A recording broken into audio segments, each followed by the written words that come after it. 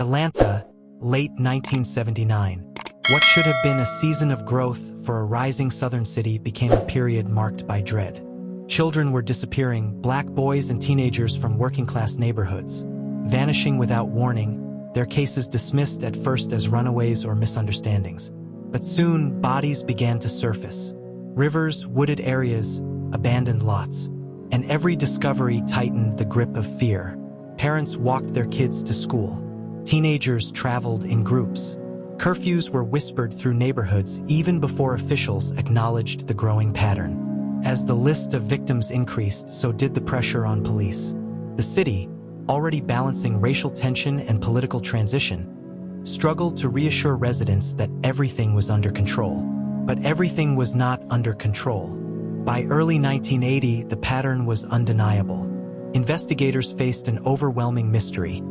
No clear suspect, no consistent crime scene, no single murder weapon. Different locations, different conditions, no fingerprints, and almost nothing tying one scene to another, except the victims themselves.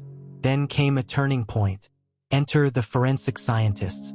Hidden away from press conferences and patrol cars, a specialized team quietly began analyzing fibers, hairs, and trace materials found on the victims. It wasn't dramatic work. No witness confrontations, no hot leads. Just microscopes, lab lights, and hours spent comparing tiny strands one by one. Still, the lab was becoming central to the investigation. While the public demanded answers from police, behind the scenes, the real battle was shifting somewhere unexpected. Not on the streets, but under a forensic microscope. Inside the Georgia State Crime Lab, investigators were drowning in evidence: bags of clothing, fibers, hairs, soil samples, and fragments collected from bodies and locations. Most detectives didn't think these tiny particles would matter. But forensic analysts had a different theory. The killer was shedding clues he didn't even know he was leaving behind. When scientists examined the victims' clothing under powerful microscopes, they spotted something. A strange combination of fibers that kept reappearing. One was green, a trilobal shape, uncommon but not rare. Another was yellowish-white, believed to come from a specific type of carpet. Over time, more fibers emerged: violet acetate, dog hair, and synthetic materials. Alone, each fiber meant nothing. Together, they formed a pattern too specific to ignore. The challenge? Atlanta had millions of carpets, millions of fibers, and thousands of places where children lived, played, or traveled. The lab had to prove the fibers weren't random transfer, they had to be unique. The analysts spent day after day comparing fibers under cross-polarized light. They built charts, photographed samples, matched refractive indexes, and checked manufacturer catalogs. Slowly, the profile narrowed. The green carpet fiber came from a specific brand of carpet, produced only in the late 1960s and early 1970s. Only a few thousand homes had it.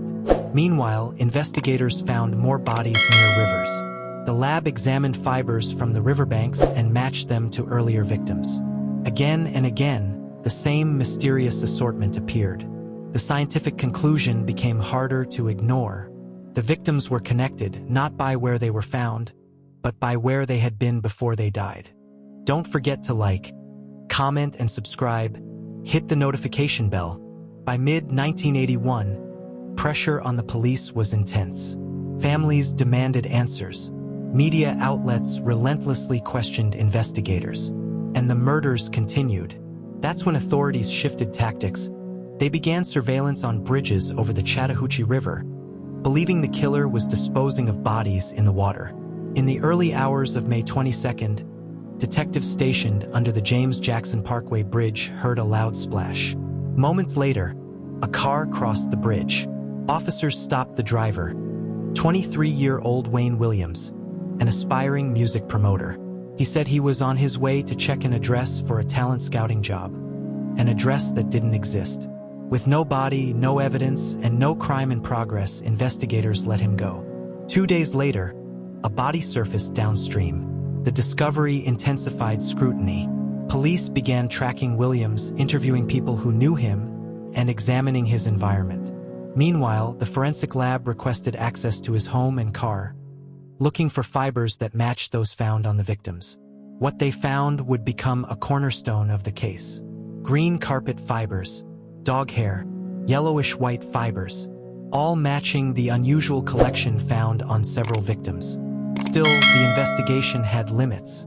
There was no eyewitness connecting Williams to the victims. No murder weapon, no confession, only fibers, microscopic clues that could easily be misunderstood by the public. But the forensic team kept pushing.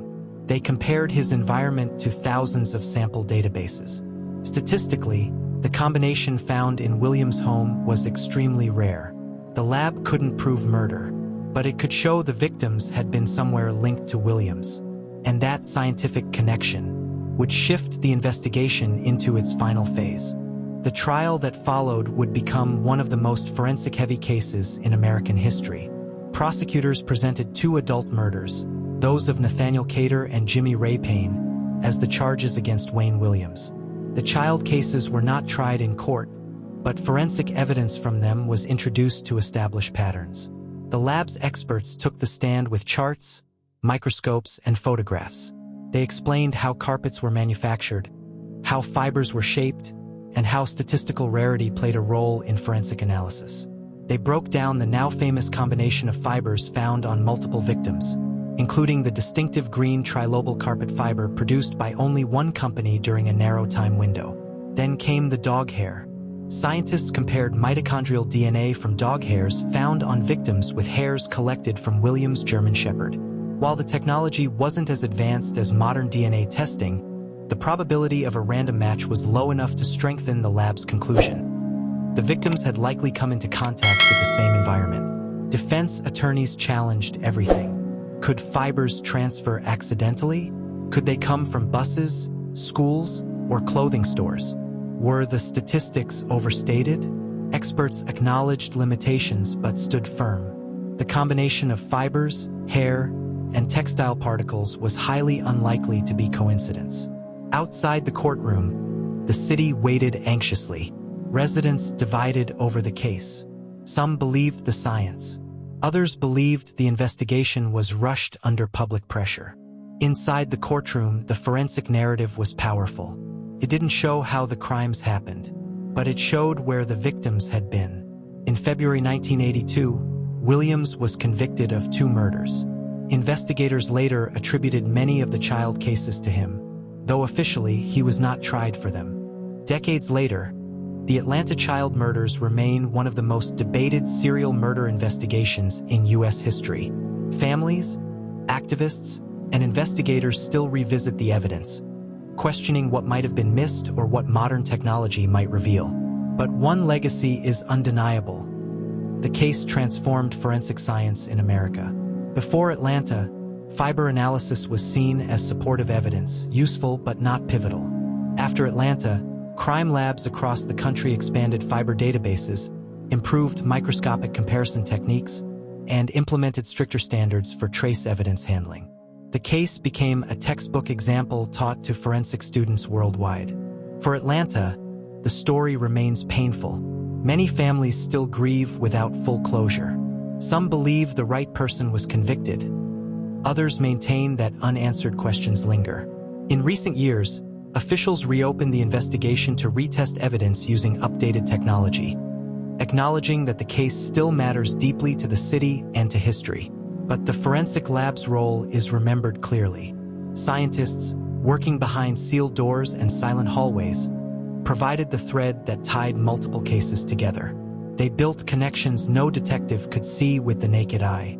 Their work became the backbone of the prosecution and reshaped the way America viewed trace evidence. The Atlanta child murders were more than a crime wave. They were a turning point in forensic history. And the lab that helped solve them stands as a reminder that in the smallest fibers, the truth can hide in plain sight. Today, as new generations discover the story through documentaries, books, and your YouTube channel, the case continues to spark debate, reflection, and a deeper understanding of forensic science.